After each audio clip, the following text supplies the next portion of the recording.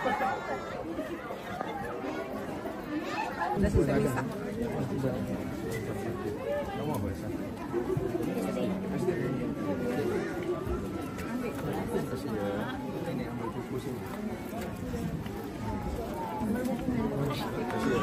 Presiden Gibran Rakabuming ini tampaknya bakal kehilangan mainan barunya ini, yakni bagi-bagi susu.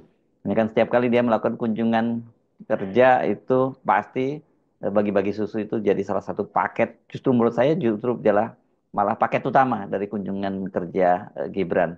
Badan Gizi Nasional yang menjadi penanggung jawab program andalan Presiden Prabowo, yakni makan siang gratis, itu akan mengganti susu dengan daun kelor atau telur, terutama di daerah-daerah yang bukan penghasil susu. Jadi dengan begitu, Gibran Rakabuming ini tidak akan lagi bisa bagi-bagi susu lagi ya, dengan dalih meningkatkan gizi dan merupakan bagian dari program makan siang gratis. Sebab kalau saya lihat daftarnya ini kan tadi katanya susu itu hanya akan diberikan di daerah-daerah sentra penghasil susu. Ini tidak banyak di Indonesia ini yang jadi penghasil susu. Dari 38 provinsi di Indonesia tercatat hanya 10 provinsi yang jadi penghasil susu. Itu pun hasilnya nggak signifikan ya. Hanya ini Jawa Timur sebagai penghasil yang terbesar, disusul Jawa Barat dan berikutnya Jawa Tengah. Tapi saya lihat kalau datanya yang paling signifikan ya hanya Jawa Timur dan Jawa Barat. Jawa Tengah itu kalau disebut sebagai penghasil susu itu hanya sepertiga dari produksi di Jawa Barat. Kalau dibandingkan dengan Jawa Timur, jumlahnya jauh lebih kecil lagi nih ya persentasenya. Jadi ya memang susu itu kebutuhan susu di dalam negeri sekarang ini kebanyakan merupakan hasil dari impor. Karena itu pada waktu susu dimasukkan sebagai salah satu komponen dalam makan siang gratis, banyak yang waktu itu mengkritiknya karena satu itu berarti akan menambah jumlah impor dan artinya itu akan menggerus devisa dari negara. Program makan siang gratis ini diharapkan tidak hanya meningkatkan gizi bagi masyarakat, tapi juga menambah penghasilan lah dengan adanya komponen-komponen di situ yang bisa dihasilkan oleh masyarakat. Kalau telur dan kelor, saya kira ini bisa banyak sekali masyarakat yang bisa ikut menikmati dari program makan siang gratis ini. Dan pemerintah daerah misalnya bisa menggalakkan penanaman daun kelor dan juga beternak ayam. Dan dengan cara begitu, selain bisa untuk mensuplai program makan siang gratis, juga untuk memenuhi kecukupan gizi mereka sendiri. Kalau tadi hanya 3 tadi, yang 7 lainnya bagaimana? Karena tadi saya menyebutkan ada 10 provinsi, yang 7 lainnya itu produksinya itu di bawah 10.000 ton. Jadi ya nggak signifikan. Digantinya susu dengan daun kelor, terutama daerah-daerah yang tidak menjadi sentra susu, tampaknya merupakan langkah pemerintah mengatasi penurunan budget makan siang gratis dari semula Rp15.000 per anak atau per paketnya itu menjadi hanya Rp10.000. Dan soal ini sempat dijelaskan oleh Presiden Prabowo Subianto mengapa pemerintah menurunkan anggaran makan siang gratis itu, ya ini katanya untuk menyesuaikan dengan anggaran yang tersedia. Ya bahasa yang lebih transparan bahwa pemerintah nggak punya duit untuk memenuhi anggaran itu. Kalau kita rinci program bergizi ini nanti rata-rata minimumnya atau rata-ratanya kita ingin memberi indeks per anak per ibu hamil itu Rp10.000 per hari kurang lebih. Kita ingin 15.000 tapi kondisi anggaran mungkin 10.000 kita hitung untuk daerah-daerah itu cukup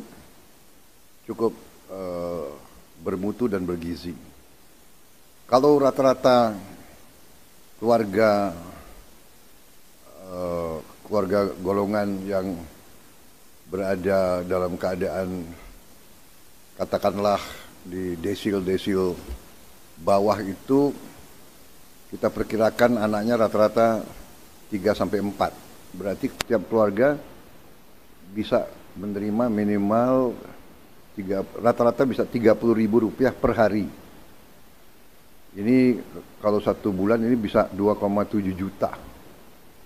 Jadi kalau ini semua dengan bantuan bansos dan perlindungan sosial lainnya, termasuk PKH ya, dan bantuan-bantuan lain. Saya kira upaya pemerintah untuk mengamankan semua lapisan masyarakat, di antaranya kelompok buruh, saya kira sudah sangat maksimal pada saat ini. Sebelumnya, Kepala Badan Gizi Nasional Dadan Hindayana kan mengungkapkan bahwa program makan bergizi gratis gitu disebutnya jadinya dipatok 15.000 per anak dalam APBN. Jadi sudah ketok palu itu. Meskipun begitu, katanya dalam implementasinya bersifat fleksibel di setiap daerah. Dan misalnya Dadan menyatakan jika ada daerah yang anggarannya kurang dari 15.000 per anak, maka kelebihannya akan dikirim ke daerah-daerah yang memang membutuhkan anggaran lebih besar. Jadi memang sejak awal meskipun dipatok 15.000 itu tidak disamaratakan begitu ya, fleksibel sesuai dengan kebutuhan daerah masing-masing. Hitungan APBN kita itu adalah 15.000 per anak, tapi nanti kan fleksibel, tergantung setiap harga makanan di daerah. Mungkin ada yang kurang dari itu, dan kemudian kelebihannya kita kirim ke daerah-daerah yang memang membutuhkan budget lebih. Jadi hitungannya untuk APBN per anak sekian, tapi nanti implementasinya tergantung pelaksananya di daerah masing-masing. Itu disampaikan oleh Dadan kepada wartawan di Istana Kepresidenan hari Selasa 26 November 2024. Jadi hanya sehari kemudian muncul perubahan bahwa itu dipatok bukan lagi 15.000 tapi hanya 10.000. Nah, bagaimana dengan menunya? Dadan bilang memang tidak ditentukan oleh Badan Gizi. Pihaknya cuma menentukan komposisi nutrisi secara nasional. Soal rincian menu akan menjadi tanggung jawab para ahli gizi pada masing-masing satuan pelayanan di daerah. Sebab kata Dadan mereka ini juga menempatkan satu ahli gizi di setiap satuan pelayanan. Nah, sekarang ini dengan diturunkannya anggaran menjadi 10.000, memang pemerintah terpaksa harus putar otak karena dengan dana yang turun, yang berkurang, tapi harus tetap memenuhi kebutuhan gizi. Nah, ini tentu tantangan yang menarik. Susu itu akan diberikan di daerah-daerah yang memang di situ daerah peternakan. Kalau bukan di daerah peternakan, tidak usah dipaksakan, kata Dadan itu hari Senin kemarin, tanggal 23 Desember. Sebagai alternatif, pemerintah menyiapkan telur dan daun kelor untuk menggantikan kebutuhan gizi yang biasanya dapat terpenuhi melalui susu. Dan kata Dadan, telur ayam dapat memenuhi kebutuhan protein, sementara daun kelor menyediakan kalsium bagi anak-anak peserta program. Jadi kata Dadan, yang jauh dari susu, dari sentra susu, dan logistiknya susah, ya tidak usah dipaksakan. Bisa ada telur dan bisa ada kelor. Tetapi Dadan memastikan susu tetap akan menjadi bagian dari menu di daerah dengan peternakan sapi perah yang mencukupi. Nah, tadi kan sudah saya sampaikan datanya. Nggak banyak provinsi yang punya itu, hanya 10 provinsi dan yang besar itu hanya 3 provinsi saja ya. Jadi ya boleh bilang bahwa menu ini tadi nanti menu susu itu tidak akan menjadi bagian utama. Sudah bisa dipastikan seperti itulah. Nah, sekarang ini kata Dadan, program makan bergizi gratis itu direncanakan menjangkau sekitar 3 juta penerima manfaat dan pelaksananya akan dilakukan secara bertahap mulai 6 Januari 2025. Jadi ini jauh dari rencana semula yang akan menjangkau sampai 89 juta anak usia sekolah. Jadi memang sudah angkanya diturunkan, anggarannya juga para penerima manfaatnya juga diturunkan. Ini memang betul-betul harusnya memang dikomunikasikan dengan baik lah. Memang pemerintah nggak punya duit, jadi jangan kemudian pakai eufemisme lagi. Sekarang nggak waktunya kok ya seperti itu. Penggunaan daun kelor untuk memenuhi nutrisi anak dan juga ibu hamil itu sebenarnya sudah lama diterapkan oleh PBB di Afrika. Bukan hanya ibu dan anak, tapi kelor itu juga diklaim dapat membantu malnutrisi warga di beberapa negara di Afrika. Dan saya membaca beberapa risetnya ini cukup cukup berhasil ya, karena daun kelor ini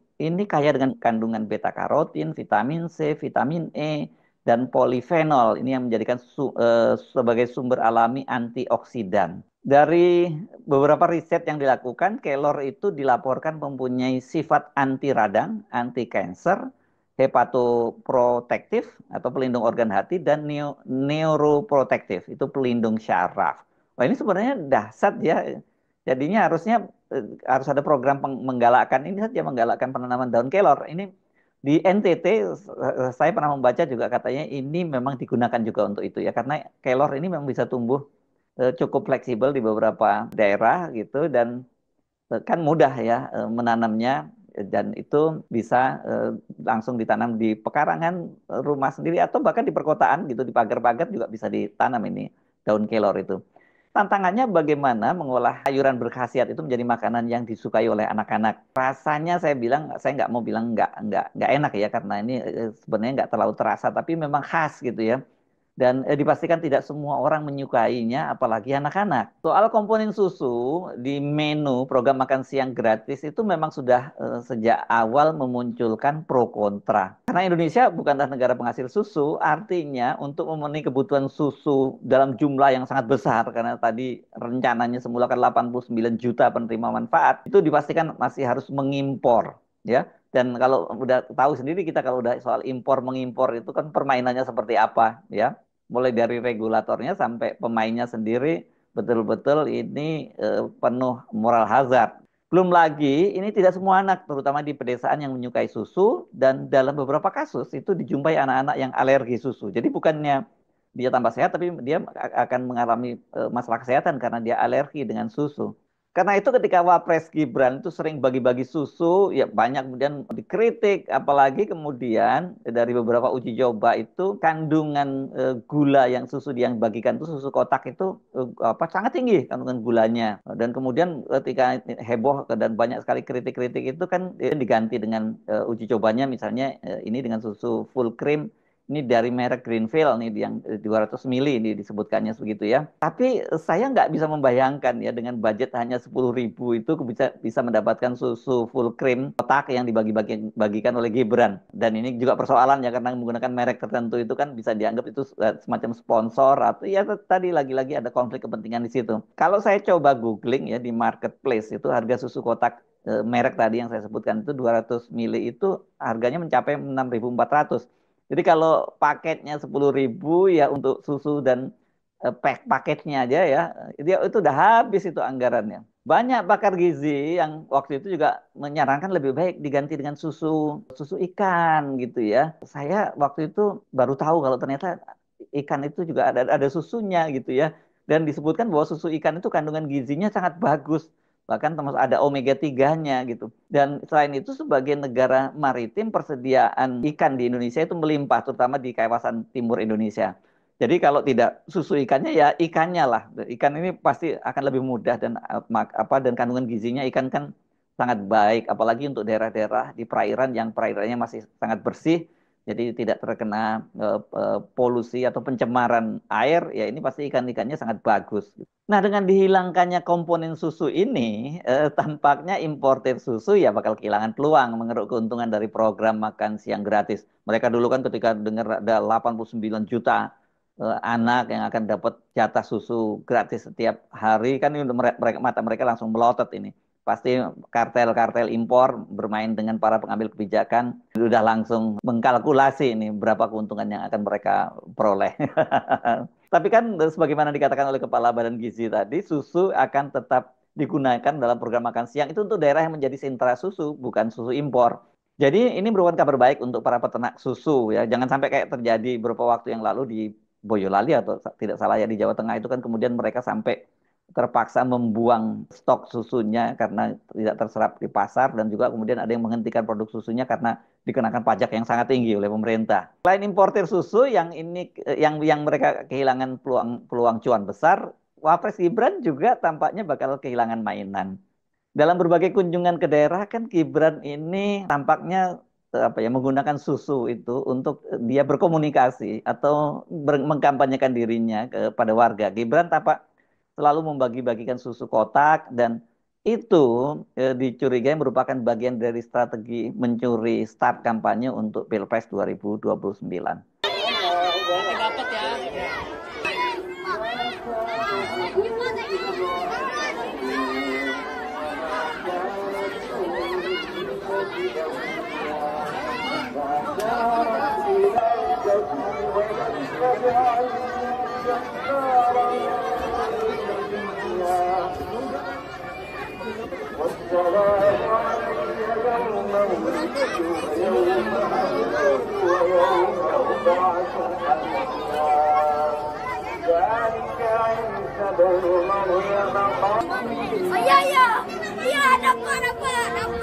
Banyak yang menyayangkan ya aksi Gibran ini setiap kali kunjungannya selalu digunakan untuk bagi-bagi susu karena ini kok jadinya terkesan mendowngrade perannya sebagai wakil presiden.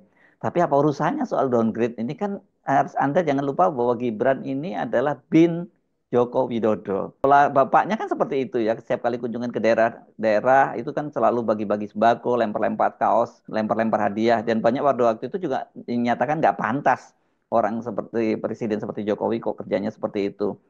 Kalau bapaknya pada waktu itu dikritik karena caranya dilempar-lempar, kalau Gibran kan dibagi-bagikan. Tapi memang Pak Jokowi peduli pada waktu itu dengan kritik-kritik semacam itu. Saya kira Gibran juga nggak peduli selama targetnya dia makin populer dan kemudian popularitasnya tinggi dan kemudian ujungnya elektabilitasnya tinggi, dia nggak akan peduli soal-soal begitu ya, soal soal downgrade dan sebagainya gitu. Selain susu kan Gibran juga ini banyak bagi-bagi buku ya, lumayan lah bagi-bagi buku itu kalau dibandingkan bagi-bagi susu gitu.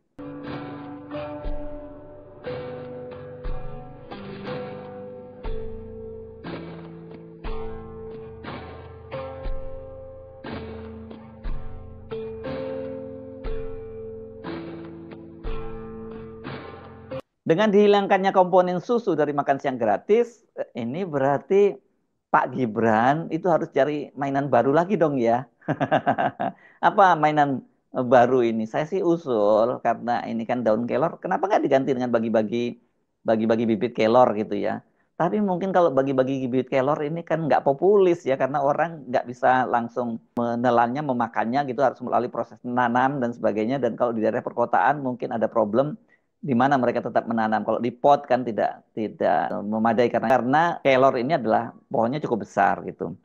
Ngomong-ngomong soal mainan, Gibran ini memang dikenal sebagai kolektor mainan. Ketika dia berkemas dari ruang kerja lamanya sebagai wali kota Solo dan bersiap pindah ke kantor wakil presiden, Gibran pada waktu itu tampak mengemasi berbagai mainan dari ruang kerjanya. Nggak ada sama sekali buku di situ. Makanya kemudian ada netizen yang membandingkannya dia dengan Bung Hatta gitu. Kok beda sekali ya Wapres Gibran dengan Wapres Bung Hatta yang dikenal sebagai kolektor buku, sementara Gibran sebagai kolektor mainan. Mainannya macam-macam, saya nggak ngerti lah apa bentuknya. Pokoknya ada disebut Lego, ada Tamiya, ada Funko Pop, kemudian ada Beer Brick gitu ya. Dan katanya jenis bear brick yang dikoleksi Gibran itu punya desain yang cukup beragam, mulai dari desain karakter Pokemon, kemudian sampai pula ada karakter dari anime Slamdang Sakuraba. Dan saya tidak terlalu paham soal mainan-mainan semacam ini. Anda boleh tanya pada Pak Wapres kalau soal jenis-jenis mainan, karena dia pasti paham soal ini. Pasti sebagai anak, mohon maaf, maksud saya sebagai Wapres yang masih senang bermain, Gibran nggak perlu khawatir kehilangan susu, yang biasa dia bagi-bagikan dalam setiap kunjungan kerjanya. Dia pasti akan menemukan mainan baru lagi. Namanya juga masih senang-senangnya bermain.